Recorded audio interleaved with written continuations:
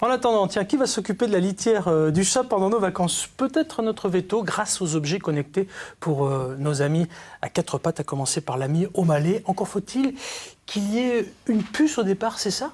En fait, oui, la clé de tout, on voit bien les objets connectés pour l'être humain posent certains soucis. C'est le téléphone portable, c'est la montre connectée et autres. Mais finalement, ça marche pas si bien que ça parce qu'on voit pas trop bien les applications. Chez nous, c'est naturel parce qu'en fait, nos animaux sont obligatoirement identifiés.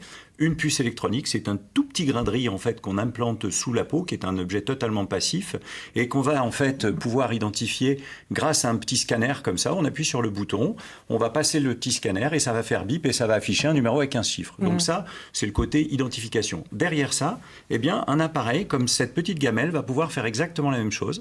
Il y a un scanner intégré ici. Le chat va passer la tête et à ce moment-là, la gamelle va s'ouvrir naturellement et uniquement au contact de ce chat. Ce qui est très fort, c'est que quand on a plusieurs chats, on peut avoir plusieurs gamelles connectées, Absolument. chacun a sa petite puce. Et alors c'est très marrant parce qu'il y en a toujours qui ont des régimes, d'autres qui n'ont pas de régime et tout, et on voit les autres qui regardent parce que là on ne peut pas l'ouvrir, c'est dommage, mais vraiment ça coulisse, c'est surprenant, quoi. Ça n'ouvre vraiment que le chat concerné, quoi. C'est ça, et si le chat se retire, ça se referme, donc l'autre se retrouve très frustré dans cette gamelle où il y a des croquettes dedans et auquel il ne peut pas accéder. Et l'objet historique, en fait, c'est le petit objet que vous avez là, qui est en fait la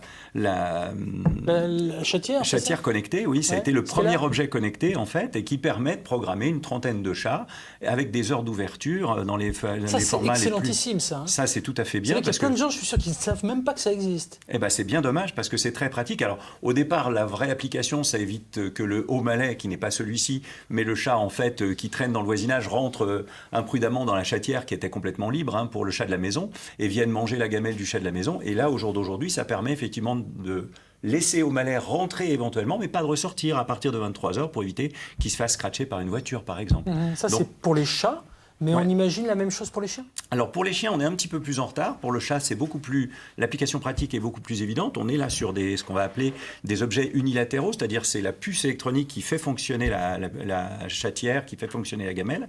Mais on a aujourd'hui, maintenant, carrément des objets dédié santé. Alors je vais revenir sur le chat sans vouloir vous embêter. C'est la litière connectée. C'est en fait un travail de plusieurs années d'un vétérinaire, enfin de plusieurs vétérinaires et de l'école vétérinaire de Toulouse, qui a mis au point en fait une litière connectée qui mesure en fait le poids du chat à chaque fois que le chat va faire pipi, la quantité d'urine émise et qui peut même aller jusqu'à l'analyse d'urine.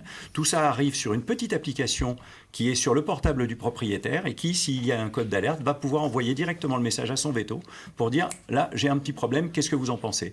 Donc on rentre vraiment dans quelque chose qui est pluridirectionnel, où là, du chat à la litière, de la litière au propriétaire, du propriétaire au veto, et là, on va avoir quelque chose qui correspond à un objet tout à fait utile pour donc, nous. Si j'ai bien compris, les chats sont beaucoup plus grattés, et pourquoi pas les chiens? Eh ben non, les chiens. Alors, je voulais finir avec les chats, parce que le chien a cet avantage de pouvoir porter un collier, et là, on sort un peu de la puce électronique, et on va avoir des colliers connectés qui vont, en fait, analyser les mouvements du chien, donc détecter précocement, par exemple, des problèmes arthrosiques, qui vont permettre de pouvoir mesurer, même avec des algorithmes, le bien-être du chien. Donc là, je ne donnerai pas la marque, mais il y a une marque française qui est aujourd'hui leader sur ce marché-là, qui est en train de se développer, où il y a des études vraiment approfondies pluridisciplinaires, de véto-comportementalistes, nutritionnistes et autres, et qui vont effectivement analyser tout ça à partir du collier connecté du chien. Je vais aller plus loin sur le chien. Aujourd'hui, vous avez une marque de croquettes. On sait que les croquettes ne sont pas très en odeur de sainteté actuellement, mais peu importe. Il y a des gens qui, effectivement, ont utilisé un poteau connecté, où quand le chien va faire son pipi, eh bien, l'urine va être récoltée. La puce électronique redevient effectivement à l'ordre du jour, puisqu'en l'occurrence, ça va identifier l'animal qui est en train de pisser sur ce poteau. Et à ce moment-là, l'urine analysée va pouvoir envoyer un message d'alerte directement au propriétaire en disant « Attention, les urines de votre chien deviennent anormales ». Donc on a vraiment aujourd'hui des applications pratiques qui vont à une vitesse extraordinaire en l'espace d'1 an et demi, 2 ans, où ces objets aujourd'hui font partie du quotidien. Et surtout, encore une fois, je reviens sur de manière très égoïste sur notre métier, ça devient effectivement un outil de médecine préventive pour nous permettre de détecter beaucoup plus précocement les maladies. Oserais dire que vous pourriez faire, comme pour les humains depuis maintenant quelques mois, de la télémédecine pour nos amis? Bien sûr. On est au cœur de la télémédecine aujourd'hui. En plus, il y a une ouverture réglementaire sur notre incapacité théorique à faire de la consultation téléphonique. C'est écrit dans le code de déontologie, on n'a pas le droit de faire de la consultation à distance. Et aujourd'hui, c'est en train de se libéraliser grâce à ce type d'objet, puisque ça permet, dans un cadre réglementé, de pouvoir à la fois avoir de l'information indirecte et de pouvoir, par cette information indirecte, apporter un service santé sans, par exemple, stresser un chat, venir chez le véto inutilement pour faire une analyse d'urine parce qu'on ne peut pas la faire autrement. Oui, parce que c'est vrai qu'on connaît, quand on parle de connexion sur nos chiens ou sur nos chats, je pense que Jessica, vous connaissez, Luc aussi, les colliers GPS finalement pour savoir où se trouve notre bête à poil ou à plumes. Ça, j'en ai pas parlé parce que l'avenir, justement, on va arriver dans les années qui viennent sur la fameuse puce, la même que celle-ci, mais active, puisqu'il faut qu'elle émette un signal GPS, parce qu'au jour d'aujourd'hui, on est soumis à des contraintes techniques qui font que les colliers font quelques grammes, et quelques grammes pour un chat, c'est beaucoup trop. Tous les propriétaires de chats le savent. Un collier sur un chat, ça dure pas très longtemps, et quand on investit 300 € dans un collier et qui disparaît au bout de 10 minutes, ça fait quand même un petit peu mal quelque part.